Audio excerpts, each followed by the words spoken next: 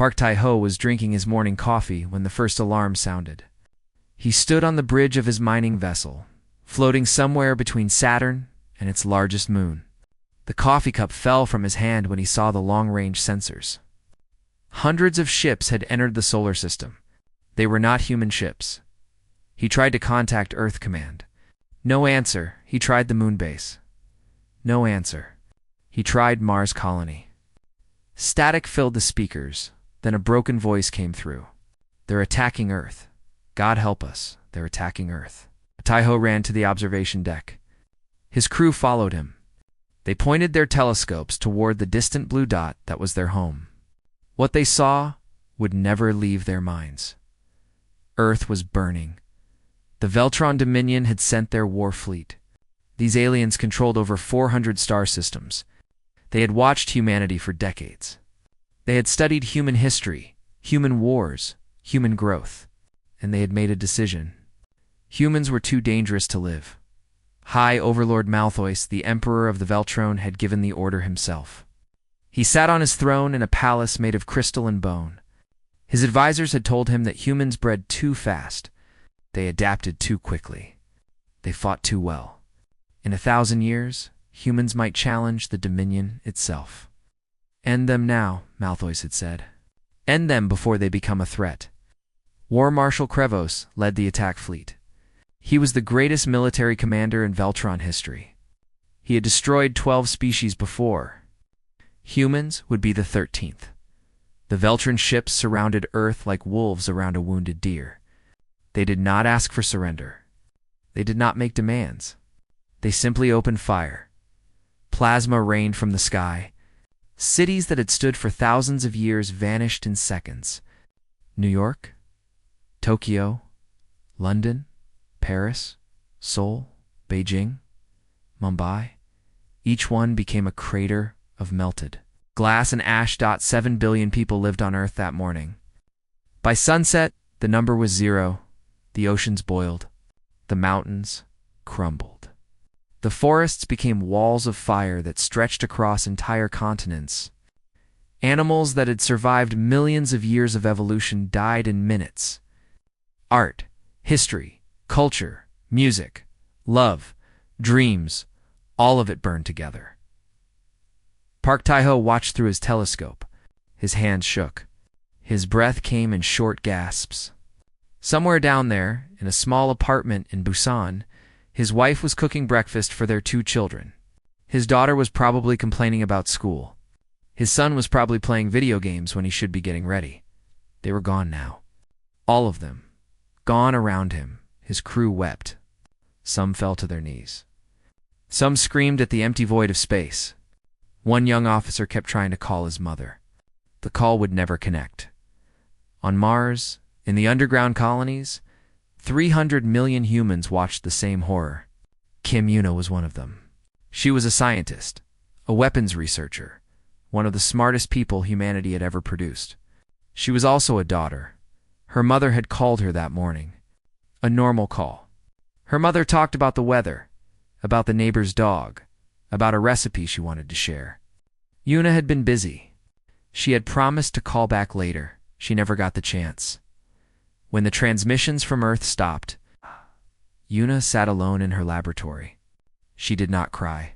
She did not scream. She simply stared at the wall and felt something inside her change. Something soft became hard. Something warm became cold. On the moon, a 12-year-old boy named Lee Do-yin pressed his face against the window of a refugee shuttle.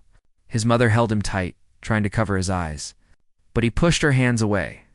He needed to see Earth looked like a ball of fire, red and orange and black.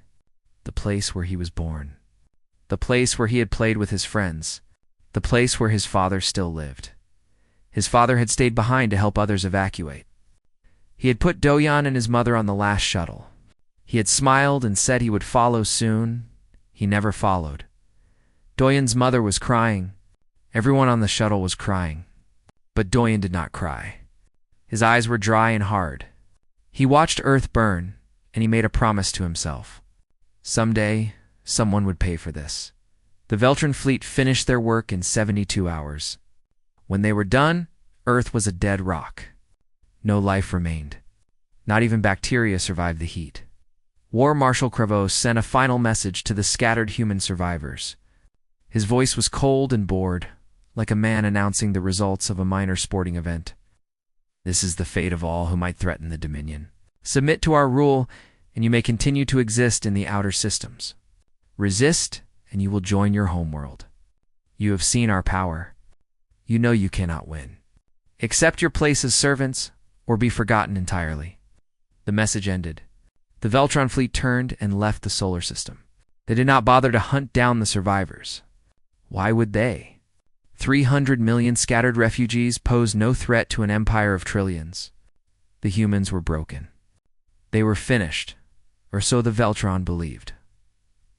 1 week after Earth died, Park Tiho stood in a massive underground cavern on Mars. Around him stood thousands of survivors. Workers, scientists, soldiers, children, old people. All that remained of humanity. Tiho was not a politician. He was not a great speaker. He was just a man who had lost everything.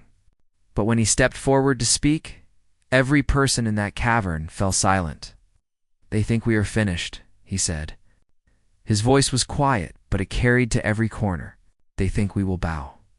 They think we will serve. They think we will forget." He paused.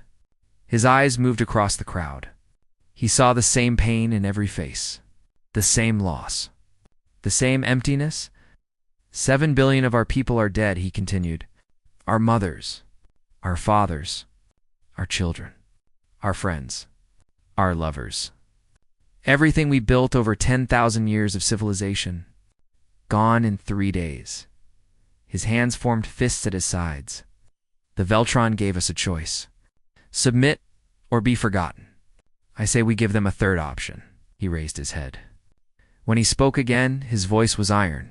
Remember, we rebuild, we return, and we make them pay for every single life they took. The crowd did not cheer. This was not a moment for cheering. Instead, they nodded. They stood straighter. They looked at each other and saw the same cold fire burning in every eye. That night, humanity made a vow. They would not submit. They would not be forgotten. They would survive no matter how long it took. And one day, the Veltron Dominion would learn what it meant to make humanity angry. The Veltron thought they had killed Earth. They had only awakened something far more dangerous. 33 years passed. To the Veltron Dominion, the humans were a forgotten problem. Their spies reported that the survivors lived quietly in their small colonies. They mined asteroids. They farmed underground. They did not build warships. They did not send angry messages. They simply existed, like defeated animals waiting to die. High Overlord Malfoy smiled when he received these reports. See, he told his advisors, the humans have accepted their fate. They know their place now. He was wrong. The humans had not accepted anything. They had simply learned to be patient, deep beneath the surface of Mars. In tunnels that stretched for hundreds of kilometers, humanity was transforming. They worked in secret. They planned in silence. Every single person, from the oldest grandmother to the youngest child, had one purpose: revenge.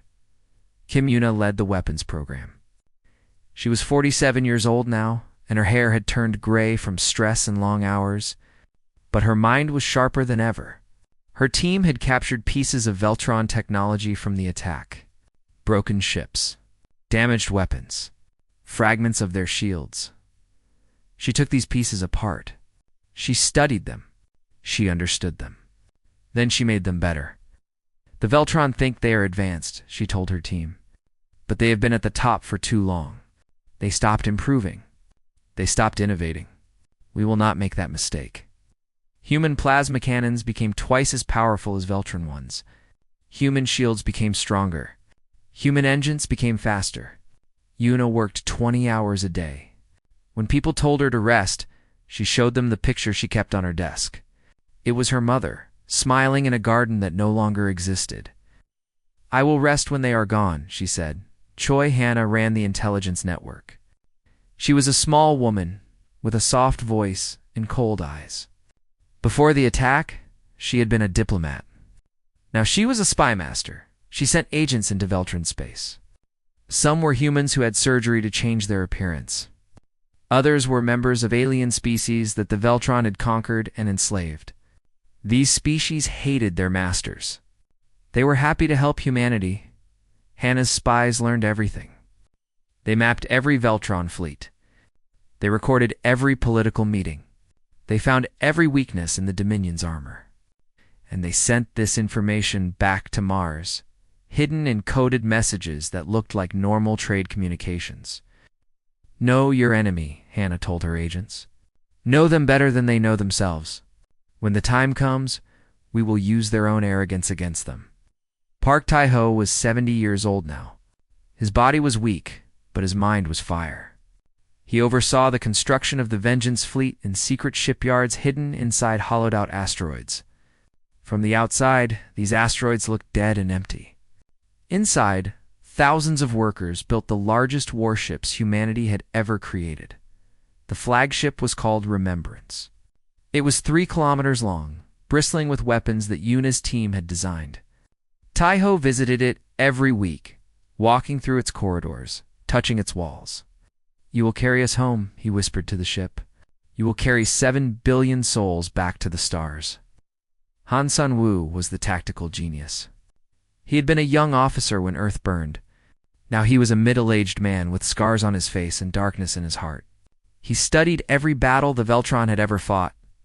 He found patterns. He found mistakes. He built strategies that would turn the enemy's strengths into weaknesses. "The Veltron are confident," Sun-woo explained to his officers. "They have never lost a war.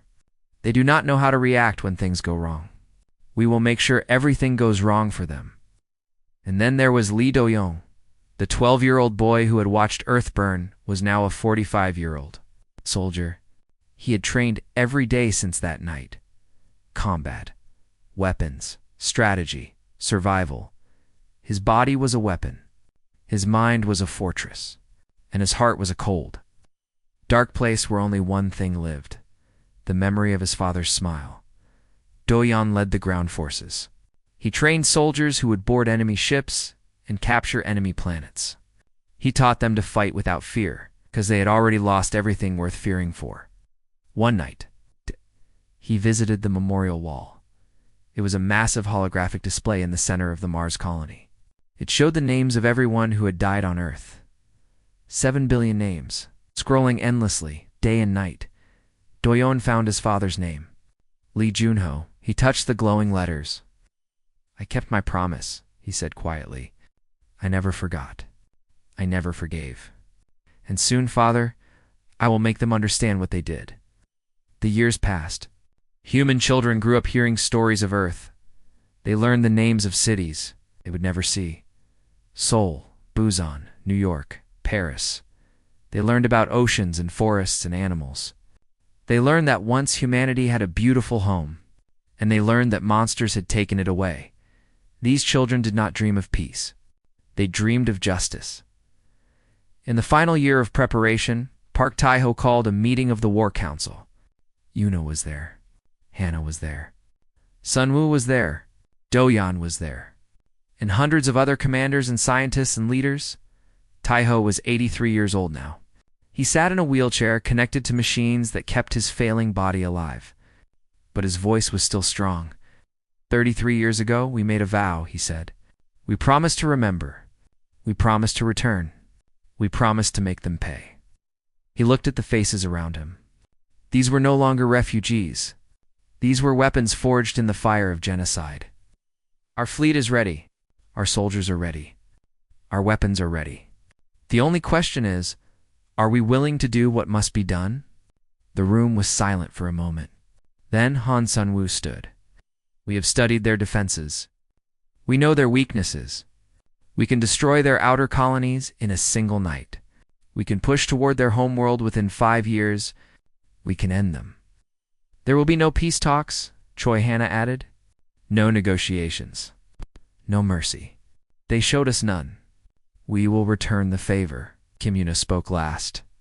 Her voice was calm, almost gentle. I have built weapons that can crack planets. I hoped I would never need to use them.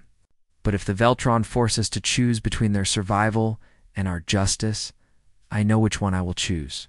Tycho nodded slowly. He looked at the holographic map showing the Veltron Dominion. 400 star systems. Trillions of lives. An empire that had stood for 10,000 years? Then we are agreed, he said. Tomorrow, we break our silence. Tomorrow, the Veltron learned that humanity did not die with Earth. He raised his thin, trembling hand. Tomorrow, we begin collecting our debt. 7 billion lives. We will not stop until every single one is paid, the council voted. The result was unanimous. In the darkness of space, hidden in asteroids and moons and forgotten corners of the solar system, the human fleet powered up its engines. Thousands of ships. Millions of soldiers. 33 years of hate compressed into metal and fire. The long silence was over. Now came the screaming.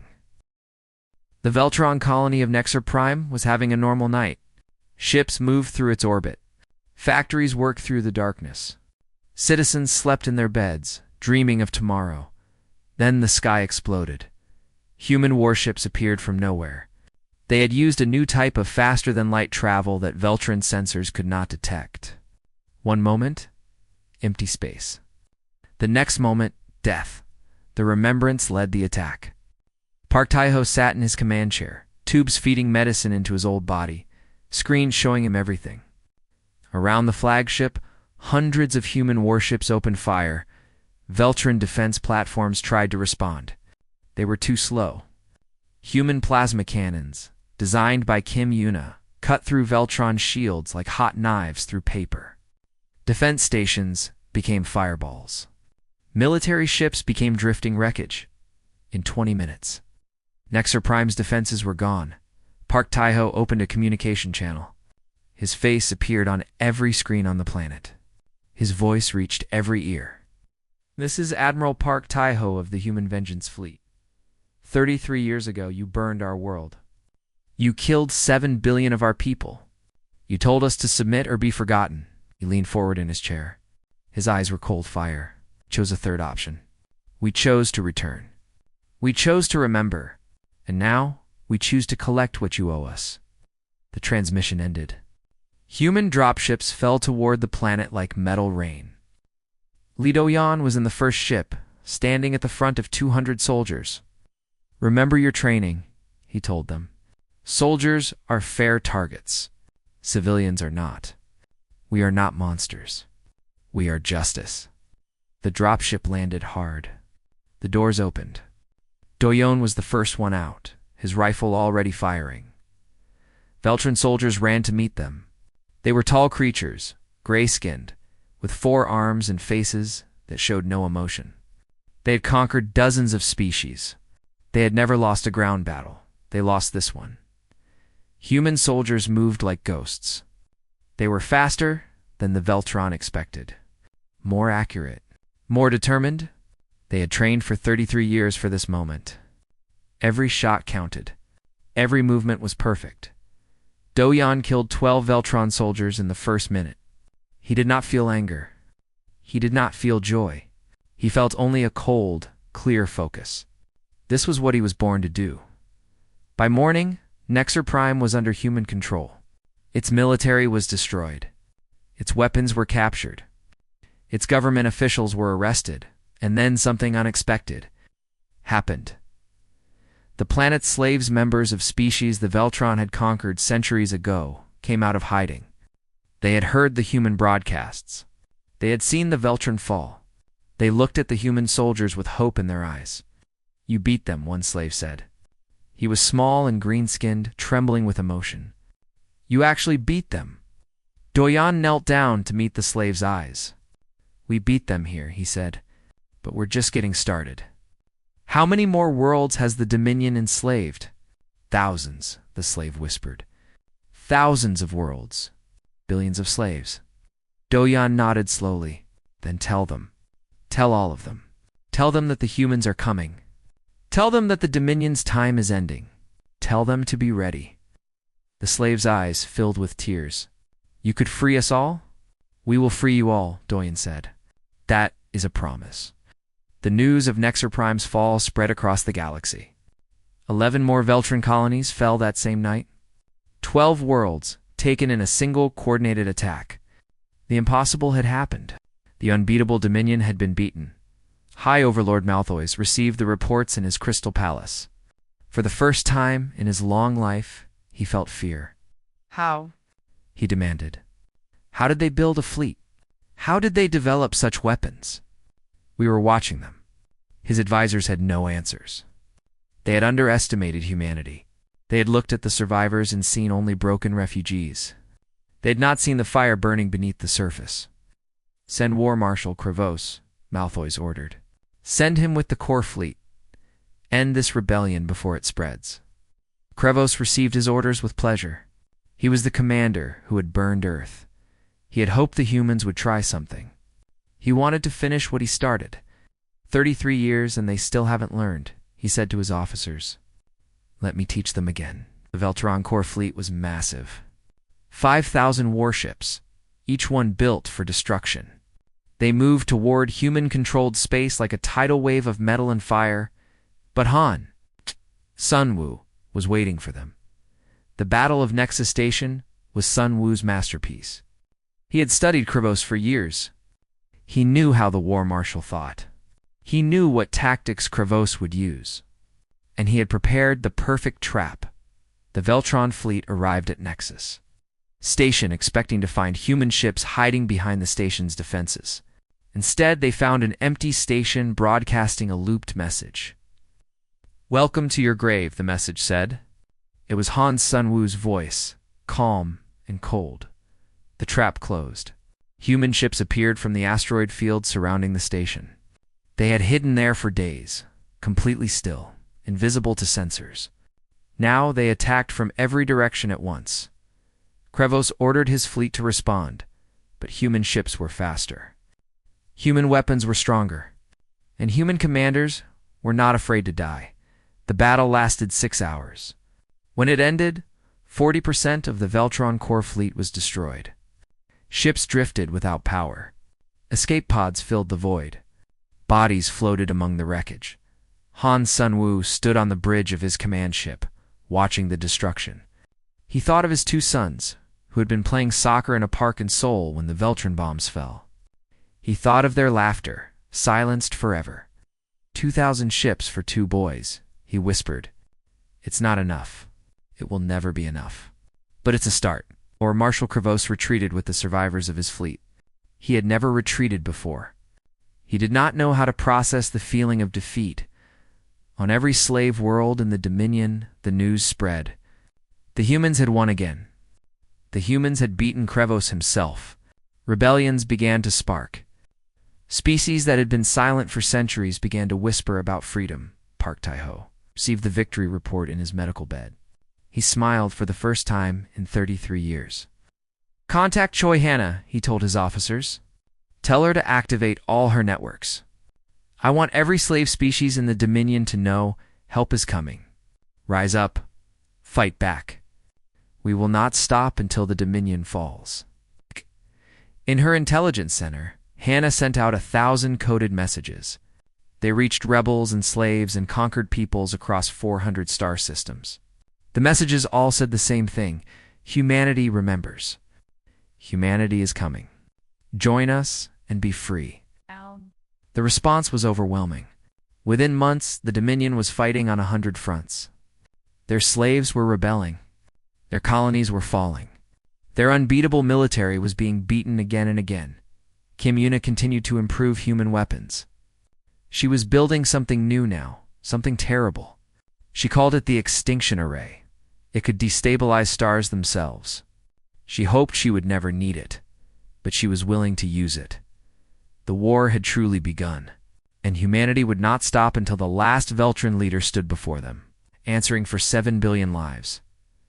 The universe had never seen rage like this. It never would again. 5 years of war had changed the galaxy. The Veltron Dominion, which had stood for 10,000 years, was crumbling like a sandcastle in a storm. Every month, more systems fell to human forces.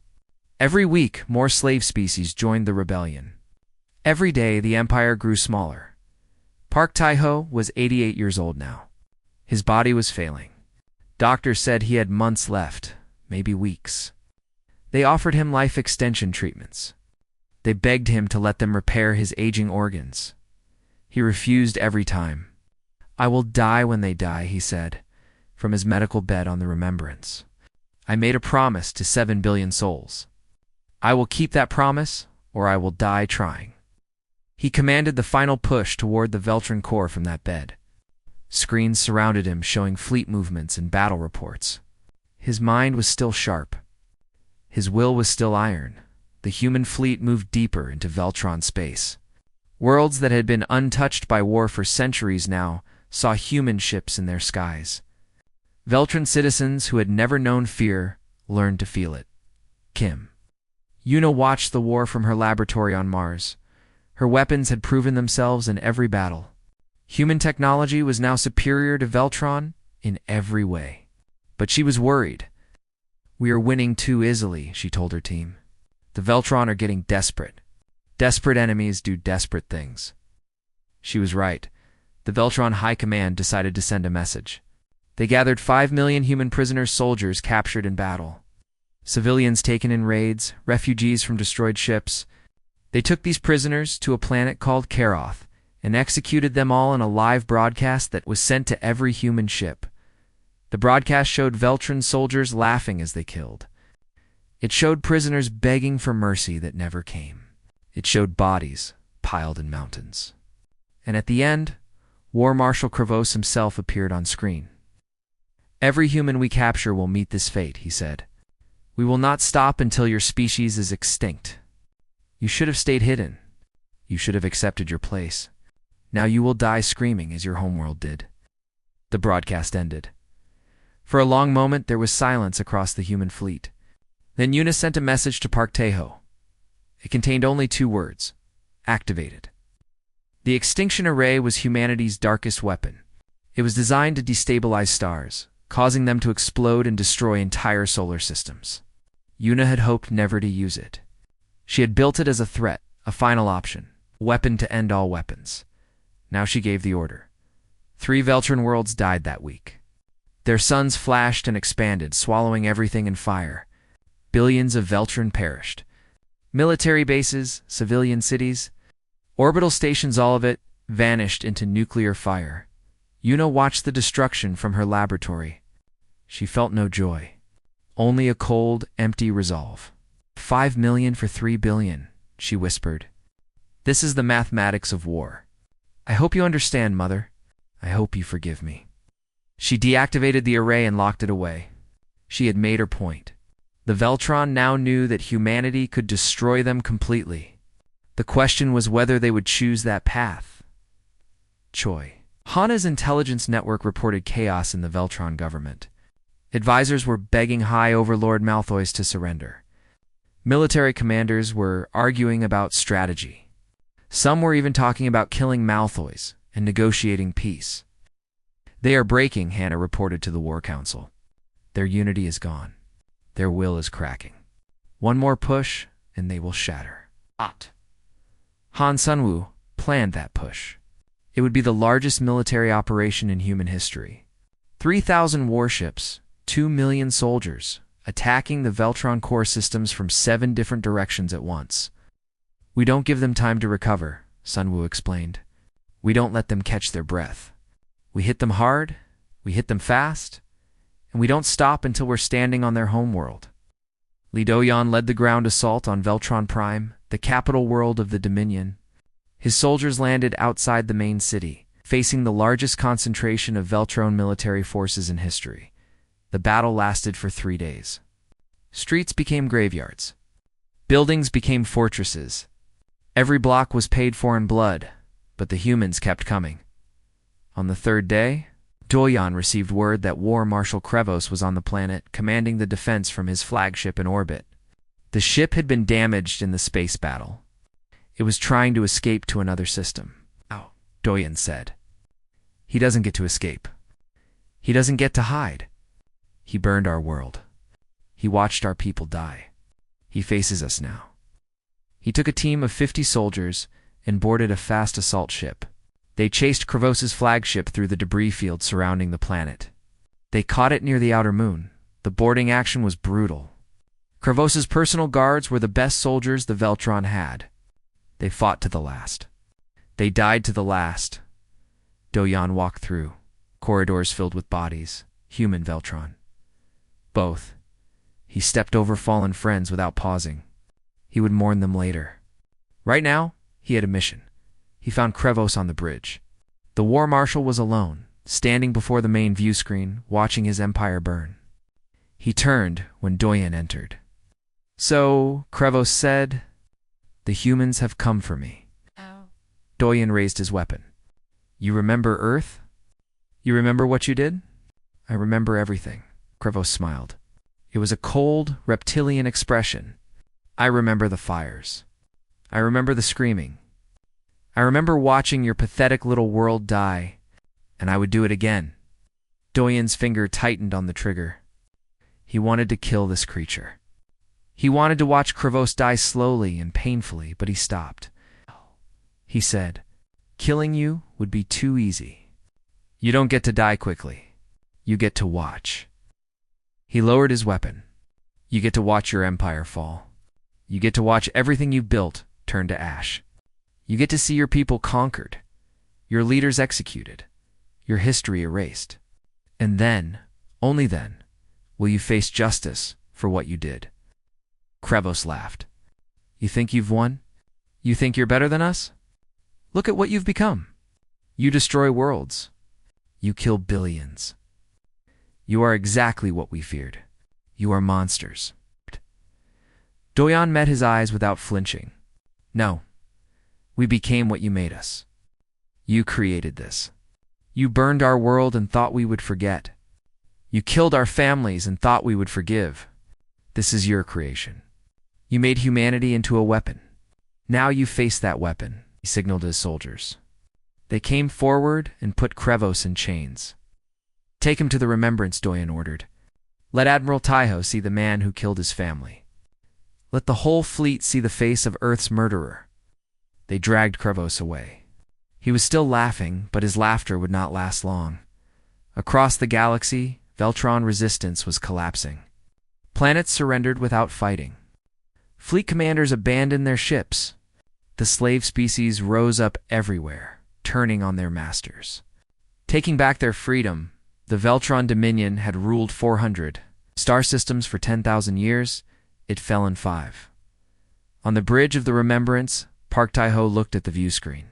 It showed the Veltron homeworld surrounded by human ships. The same view the Veltron had once had of Earth. "Contact Malthois," he said, his voice barely above a whisper. "Tell him we're coming. Tell him there's nowhere left to hide." He closed his eyes and thought of his wife, his children, his home. "We're almost there," he whispered. "Just a little longer, then we can all rest." The final battle was about to begin. The Veltron homeworld had never seen enemy ships in its sky. For 10,000 years, it had been the heart of an empire, protected by the largest military in the galaxy.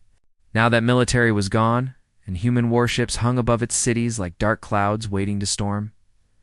High Overlord Malthois stood in his crystal palace, watching the ships through his window. Around him, advisors begged and screamed and cried. Some wanted to fight to the end. Some wanted to surrender. Some wanted to escape. Malthois listened to none of them. He thought about the decision he had made 38 years ago. He remembered sitting on his throne, reading reports about a small blue planet and its dangerous inhabitants. He remembered the fear in his advisors' voices.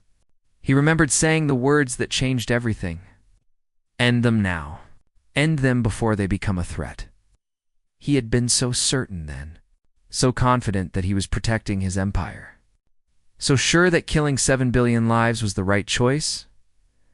Now he understood his mistake. He had not prevented a threat. He had created one. A communication request appeared on his screen. He accepted it. Park Taiho's face filled the display. The old admiral looked like a ghost pale, thin, connected to machines that kept his failing body alive. but his eyes burned with an intensity that made Malfoy's look away. "Hi, Overlord Malfoy's Taiho said. His voice was soft, but carried the weight of 38 years of pain. "You know why we're here?" "I know," Malfoy's replied. He tried to keep his voice steady. "You've come for revenge." "No." Taiho shook his head slowly. "Revenge would mean doing to you what you did to us. Revenge would mean burning your world, killing your people, erasing your species from existence." He leaned forward in his chair. "We could do that. We have the power. Kim Yuna's weapons could turn your son into a bomb. We could end the Veltran people in a single day, just as you ended Earth in 3. Malfoy felt his blood run cold. "Then why don't you?" "Because we are not you." Taiho's voice hardened. "We will not become the monsters you tried to create. We will not prove you right." He paused, letting the words sink in. "But there will be justice. Every official who voted for Earth's destruction will face trial. Every commander who participated in the attack will answer for their crimes. Your empire is dissolved. Your military is disbanded.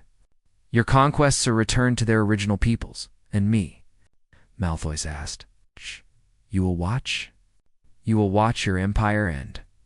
You will watch the species you enslaved go free. You will watch the galaxy you terrorized rebuild without you. And then you will face a tribunal of all the species you wronged. They will decide your fate." The communication ended. Malfoy sank into his throne, surrounded by advisors who had no advice left to give. The human occupation of the Veltron homeworld was unlike any conquest in Galactic history. There was no looting, no massacres, no random violence. Human soldiers maintained strict order. Veltron civilians were told to stay in their homes and wait for further instructions. Li Doyen led the team that captured Malfoy's. He found the Emperor alone in his throne room, sitting quietly, waiting. There was no fight, no final stand. Just an old creature accepting the consequences of his actions. Doyen asked him, "Why did you order the attack on Earth? We had never threatened you. We had never even met you." Malfoy looked at him with tired eyes.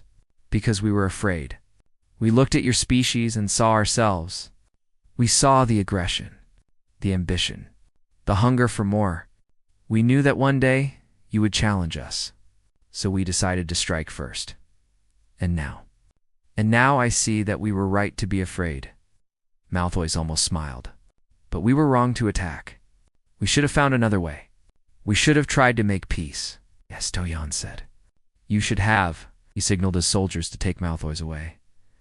The trial lasted 7 days. It was held on a space station orbiting the Veltron homeworld. Representatives from every species the Dominion had wronged were invited to attend. Thousands of them came. The evidence was presented systematically. Records of the Earth attack. Records of other genocides the Veltran had committed over 10,000 years.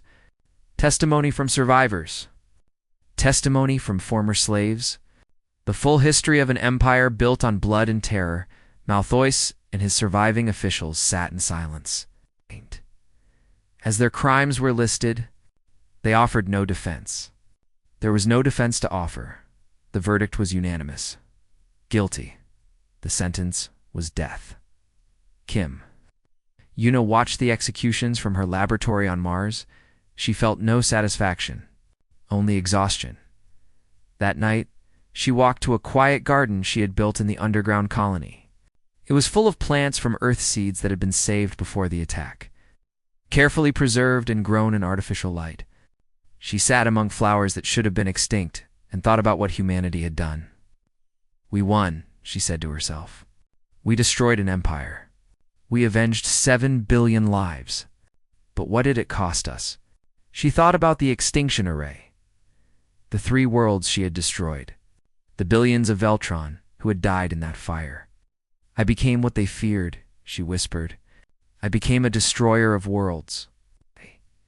She stayed in the garden until morning. When she left, she sealed the extinction array permanently. It would never be used again. Humanity would never need weapons like that again. The galaxy began to heal. Hundreds of species that had been enslaved were now free. They formed new governments, new alliances, new friendships.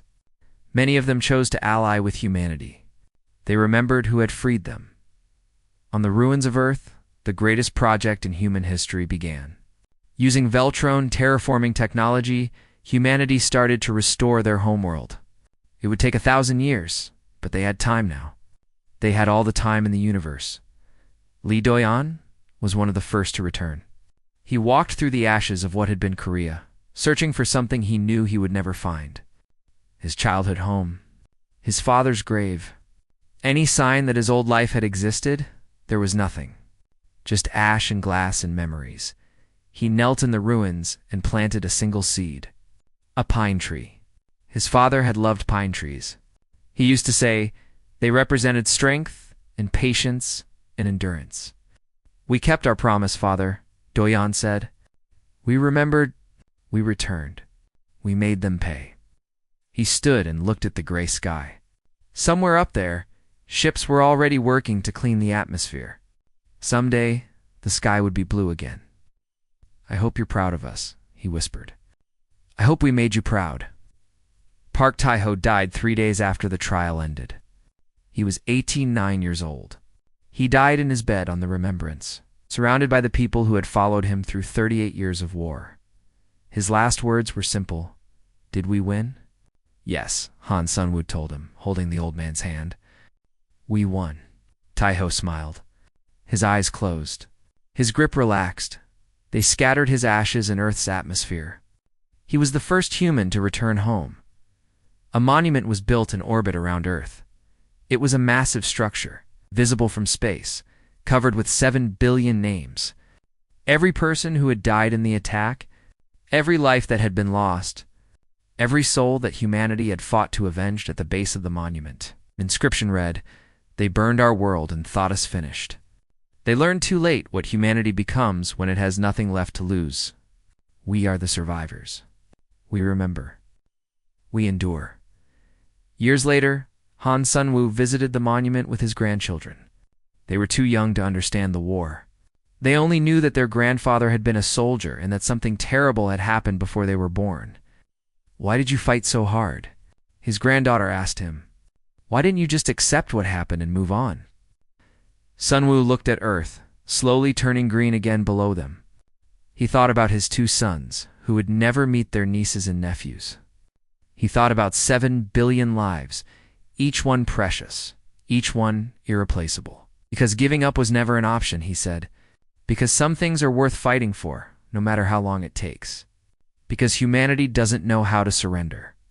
He smiled at his grandchildren. And because the dead deserve to be remembered. Always below them. On the surface of the healing world, new cities were being built. New forests were growing. New oceans were filling. Earth was coming back to life. Humanity had lost everything and won it. Back. They would never forget the cost, and they would never let it happen again.